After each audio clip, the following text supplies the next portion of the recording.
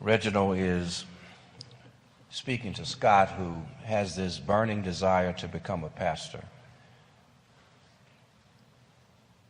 There's a church that is available that he wants to pursue.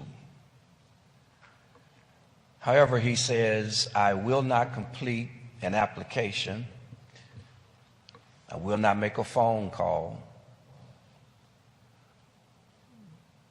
But if they call me, then I will know it is the will of God. Reginald's response, man, that is ridiculous. That is like my deciding not to eat or to cook. And then when groceries miraculously show up at the door, then I'll know it is God's will for me to eat. No two people agree as to how to know the will of God.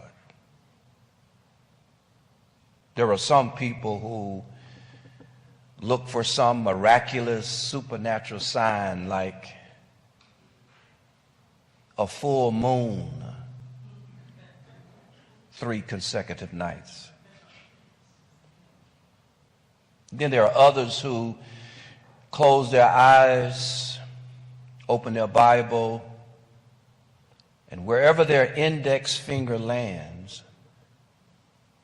that is the choice they should make.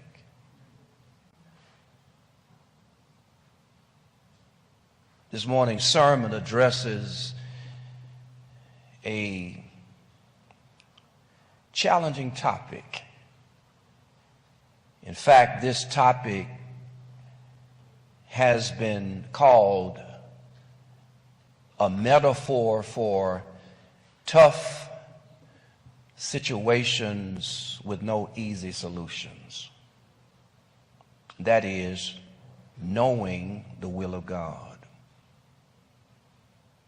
In Judges chapter 6, Gideon puts out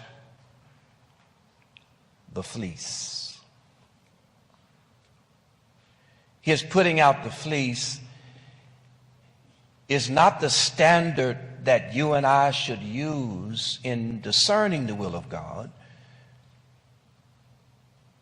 It is simply an example of how God responds to Gideon's request in spite of the fact that God had already told him what to do.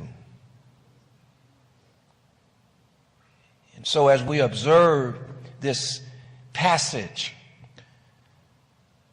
there are several paradoxical factors we have to consider. I don't know how you discern the will of God. Maybe it's some way that I have not mentioned. There are others who, again, they use what works for them. And so, how do we know the will of God for our lives or for a given situation? Do we need some mystical, magical, miraculous thing to happen? Is there such a thing as the only way to know the will of God? Is there such a thing as the biblical way to know the will of God? We know God has a will. We know God has a plan. But how do we discern, discover, know that will? Again, in Judges chapter 6, Gideon does what is called, he puts out the fleece. Now as we look at this, there are a couple of red flags. And one of the red flags is if we use this as a kind of guide to know the will of God, we got to be careful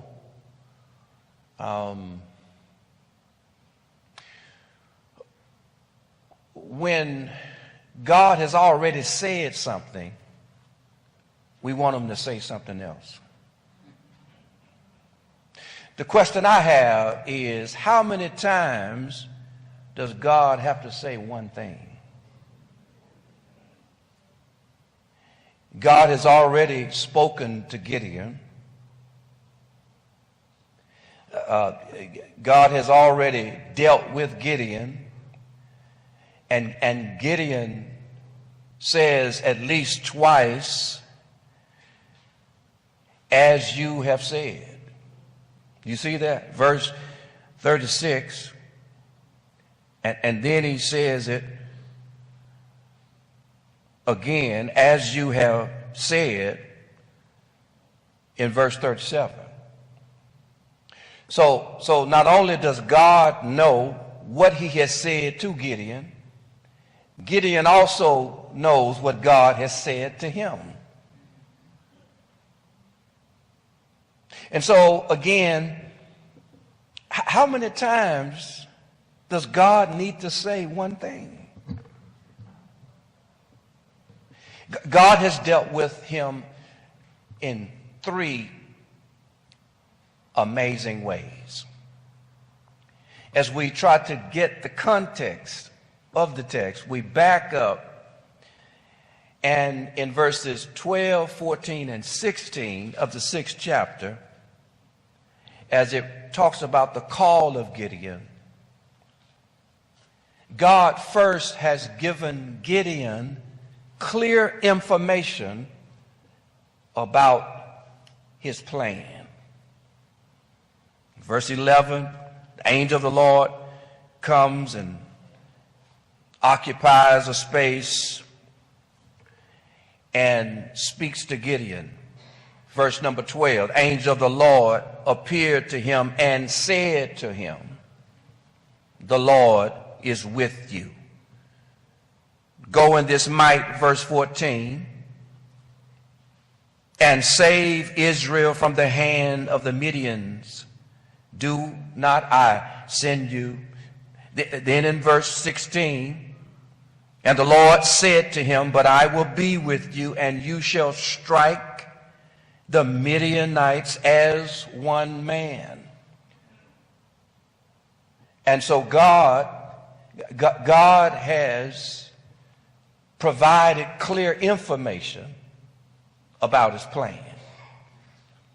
But not only that, God secondly has provided a clear revelation of his presence. You drop in verse 21, "Then the angel of the Lord reached out." Gideon goes in and he prepares a sacrifice, as you would normally do, for this angelic presence, this divine presence. He says, "Hold up, wait." He makes an offering. The Lord's presence remains. And then we pick up in verse 21, "Then the angel of the Lord reached out the tip of the staff that was in his hand and touched the meat and the unleavened cakes. And fire sprang up from the rock and consumed the meat and the unleavened cakes." That is to say, it was acceptable, and it was accepted. "And the angel of the Lord vanished from his sight." The Lord has already dealt with Gideon. Information about his plan, revelation of his presence, but he continues, a manifestation of his power. He tells Gideon that there's some fake gods out there that your father think are the real deal. And I want you to destroy, I want you to break down your own father's God. And then I don't want you to stop there. I want you to even tear down this idol god called Baal. And God says, listen, you are putting your life on the line, but guess what? I'm able to keep you alive. You will not die. Gideon said, well, that's what you say. And you read the passage, 25 and following, and it says he waits until it's dark so he can hide under the camouflage of darkness. Tears down the idols, but then the sun comes up and all the people, they look for him, but they do not find him. And so God provides information about his plans, revelation of his presence, a manifestation of his power. But when we come to 36, he says, you are the one that I am going to save Israel with. I'm going to use you to do it. But Gideon says, wait a minute. Wait a minute. And whenever God has spoken to you, and whenever God has spoken to me, for us to hesitate to give him a yes is to ignore everything he has already done and everything he has already spoken.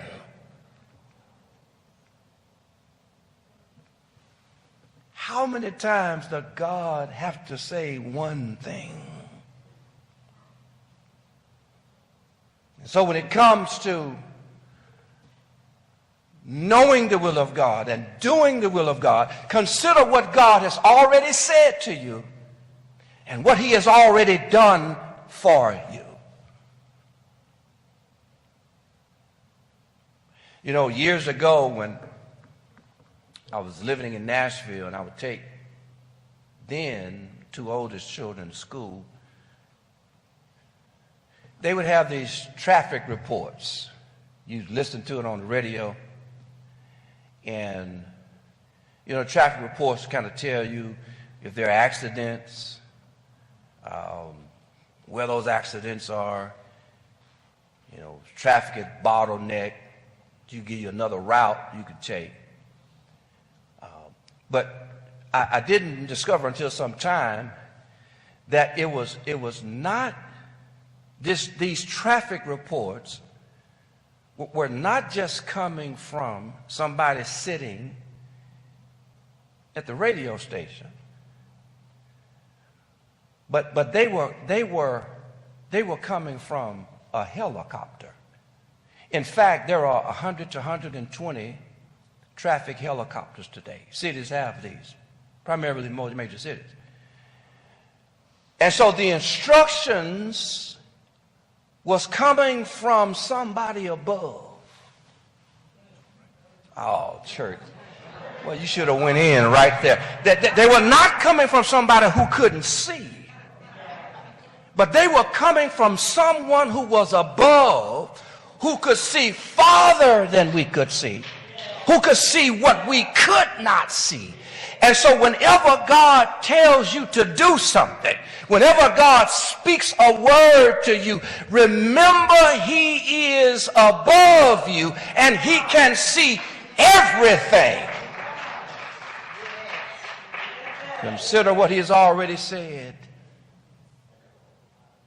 Consider what he has already done. That's to give shape to your response to him.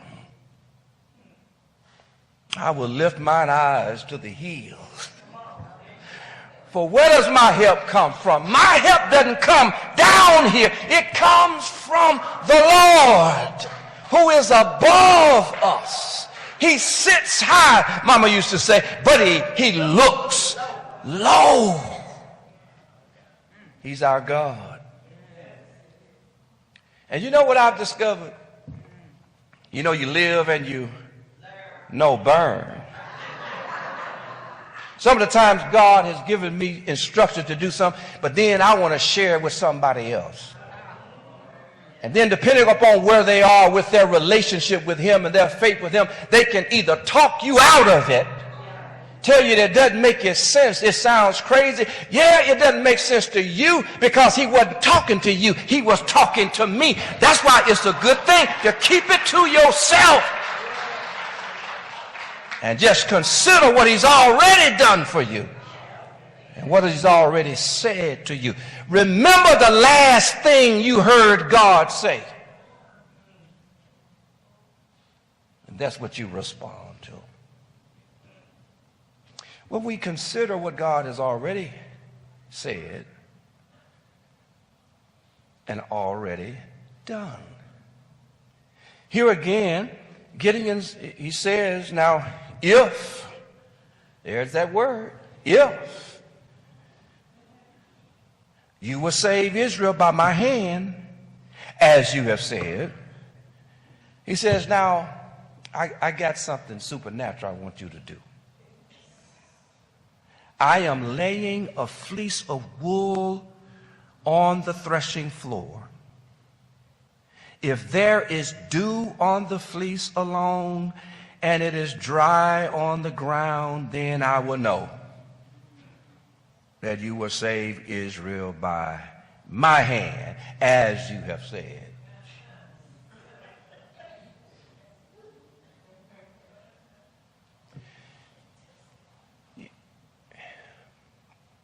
You know, one of the dangers that you and I have to avoid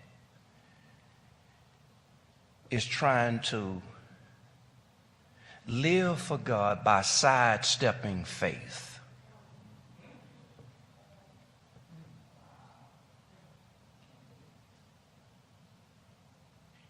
If we can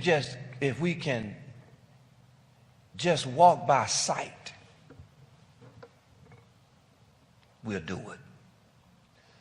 But it is impossible to please God without faith.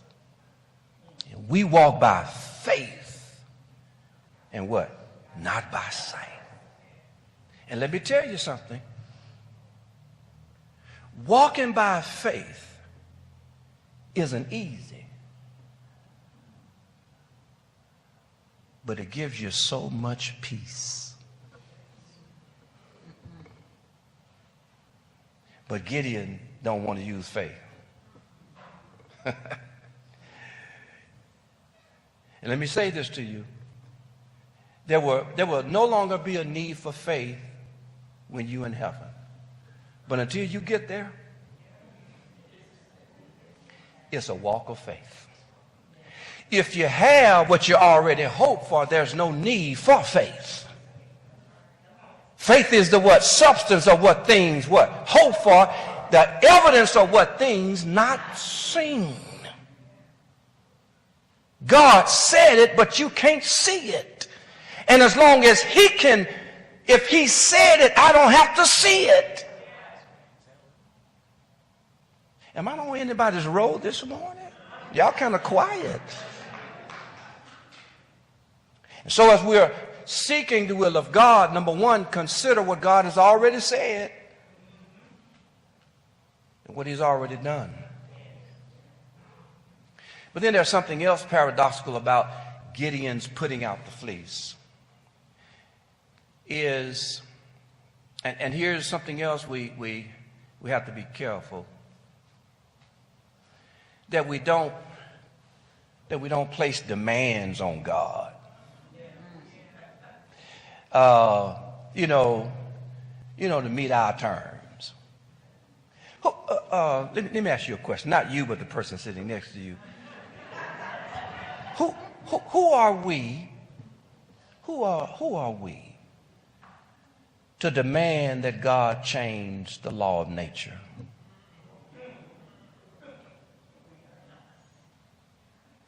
He says, now what's dry, I want it to be wet. I'm going to put something, he says, first, if there's dew, if there is dew on the fleece alone, but the ground is what? Dry. Then I'll believe you. Then I will agree with you. You know, let me say this and I'll move. See, the reason why you have to trust God is because you don't always agree with him.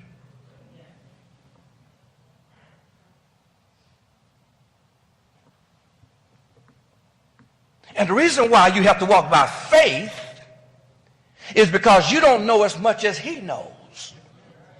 But you know he knows everything.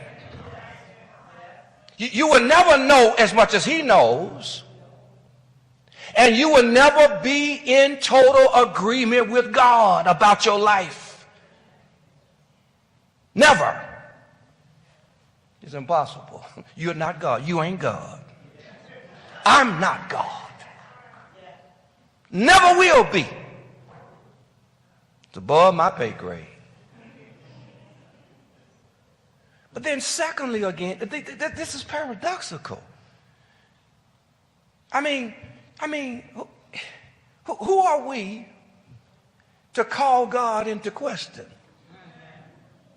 Now you can question him, but please don't call him into question. Don't put him on the witness stand and tell him to put his hand on his word and raise his hand and say, do you swear to tell the truth, the whole truth, and what? Now who you going to say help, and help who? Who are we to call God into question? And yet we do. So he demands that God alter the laws of nature. Now the problem with that is that the way you test God is by obeying God. You don't say, now God, do this first, then I'll do this. No. God say, test me. See when I do what I said I would do. That is, and here it is, obedience is better than what? Sacrifice. That is, you just do what he says do. And God will always be who he is, and he will always do what he said he's going to do. But there are times when we have this tit for tat type of mindset as it relates to God. God, if you do that, I'll do this. God says, listen, you've got it twisted. I am God. And you don't test me. Well, here's a couple of reasons why you want to stay away from placing demands on God. Is because that is somewhat demonic. Jesus is in the wilderness, right? And he's being tempted of who? Satan. And he says, if you are who you say you are, change the laws of nature. Turn these stones, what? Into bread. And the divine says to the demonic, get behind me. How dare you test me? I test you. You don't test me. It can be demonic. Do you want to be considered demonic or like Lucifer? Where we demand that God condescend to our expectations? Well, it can be demonic. It's to be like Satan. It is to call God into question. But not only, but it can also be debilitating. That is, it don't help. Okay. So I need to hear from God tomorrow at 10 o'clock. My cell phone rings at 9:55. Who is it? Did God call me early? Or was that Satan trying to trick me?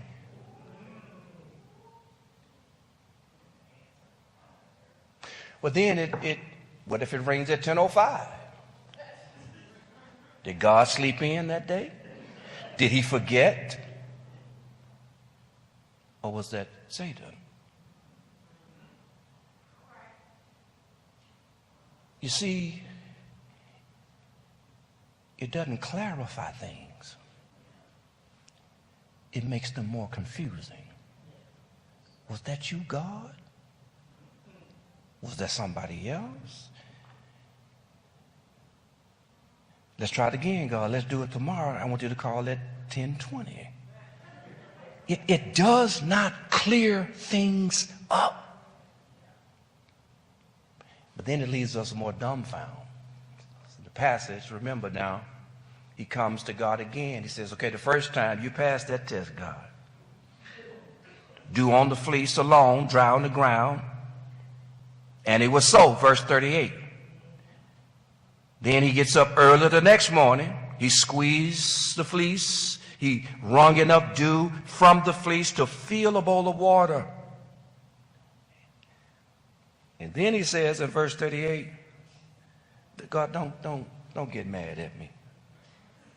See, he has not cleared things up. Things are not better. He's not at a better place. That's why your response and my response is to obey as quickly as you can. Don't tell nobody. Step out. Should you be scared? Yes, you should be. In fact, you and I should be engaged in something where failure is guaranteed unless God is in it.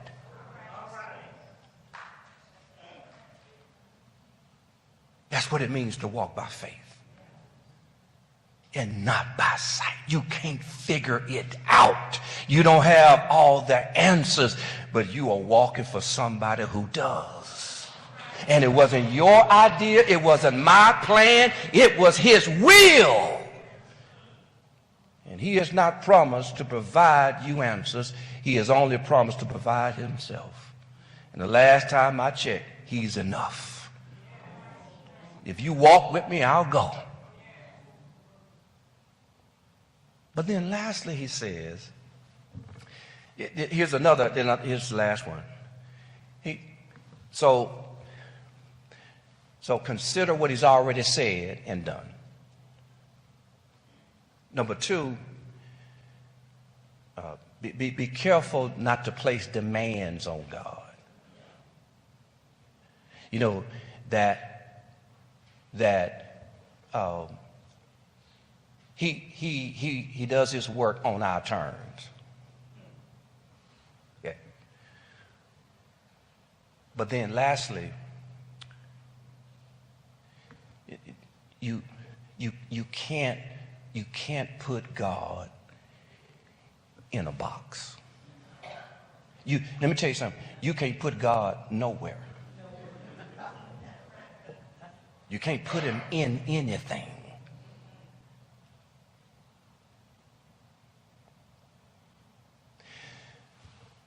A seminary decides to purchase a building where the seminary is going to be. And so they make this announcement. The announcement says, if we have $100,000 by this date, we're going to purchase the building, and we will know it is God's will. The date arrives, and they only have $90,000.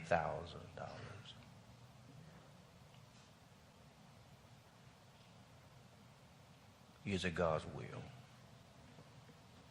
Where did the $90,000 come from?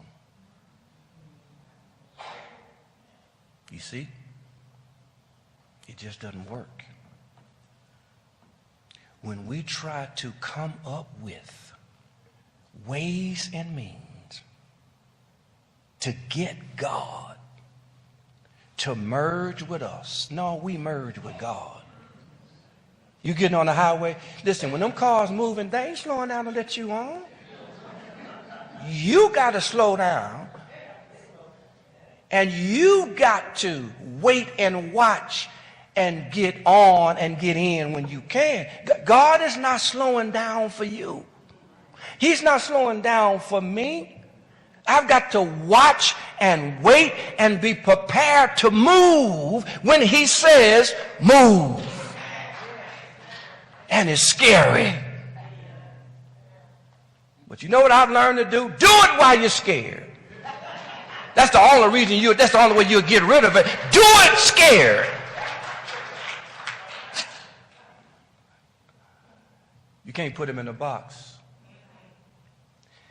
You can't put God in a box because God is out of the box. You can't predict God's ways, can you? Isaiah said he's what? He's beyond what? Finding out. His ways are not our ways. Our ways are not his. They're above us. All of that. He is beyond finding out. And look at, he has never done anything the way I expected him to do it. Nothing. Nothing. Look at what happens when he takes them out of Egypt. It says, though there was a shorter way, but he chose to take them the long way. And instead of giving them a shortcut, he takes them the long way and he makes a sea out of a sidewalk. He's out of the box. When the prophet wouldn't listen to God, God made a donkey talk.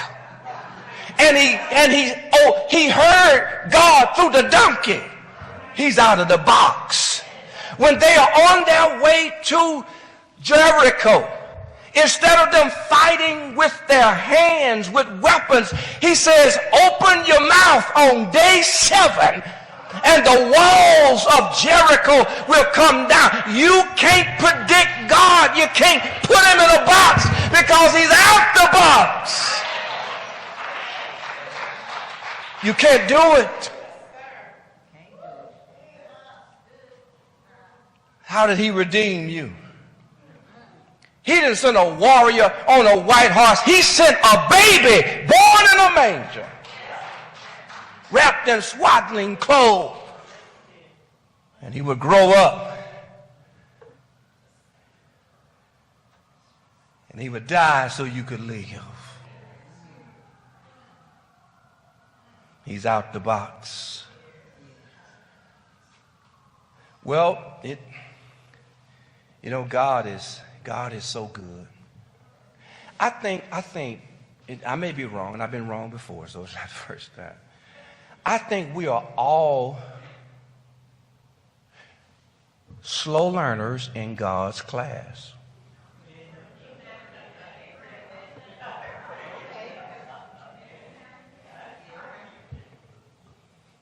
And here's one of the reasons I love God.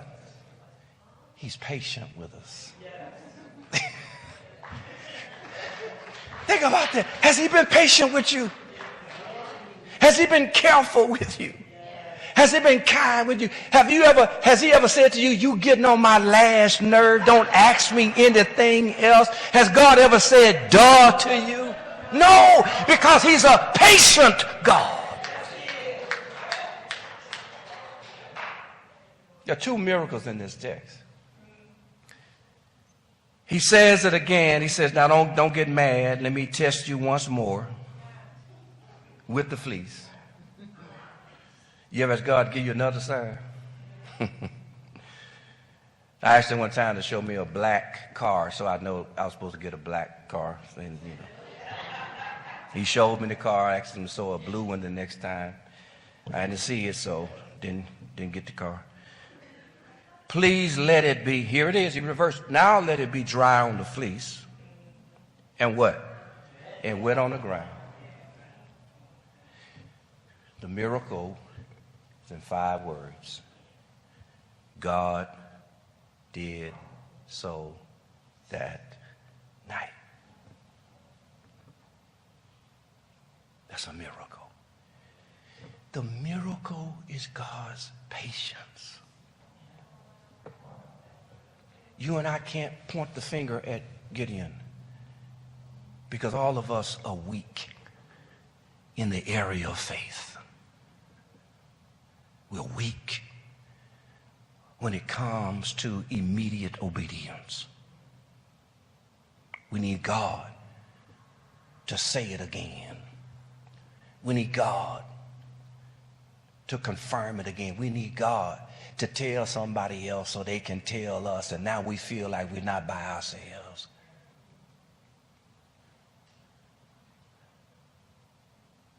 It is his desire that we would trust in him and him alone. But we hadn't gotten there yet. But he is so patient. He doesn't rescind the call.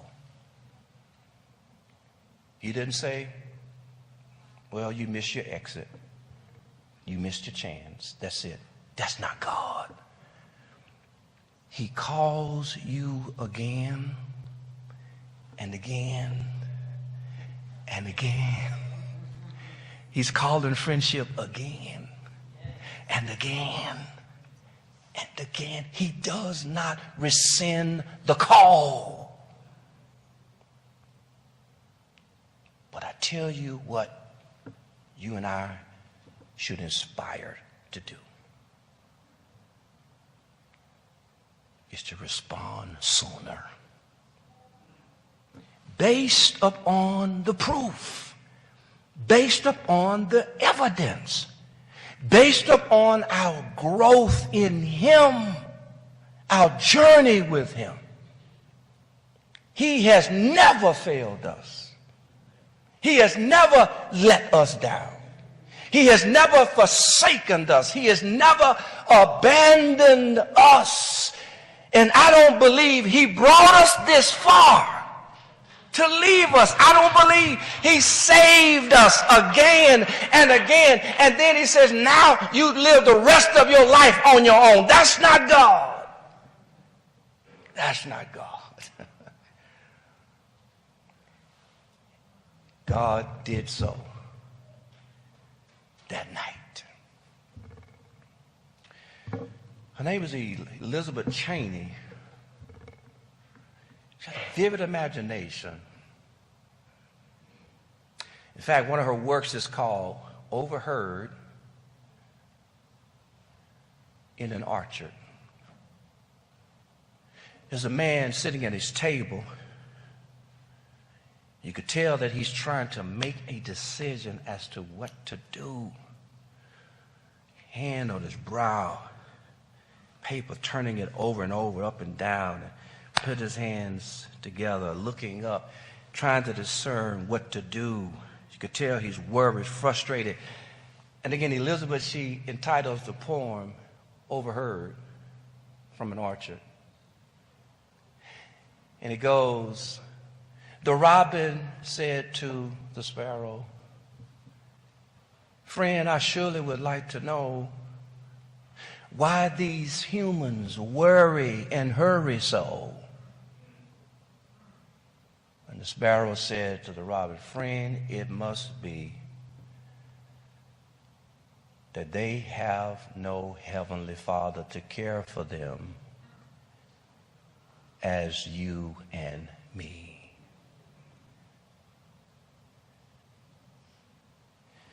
When God tells you to do something, act like you believe it.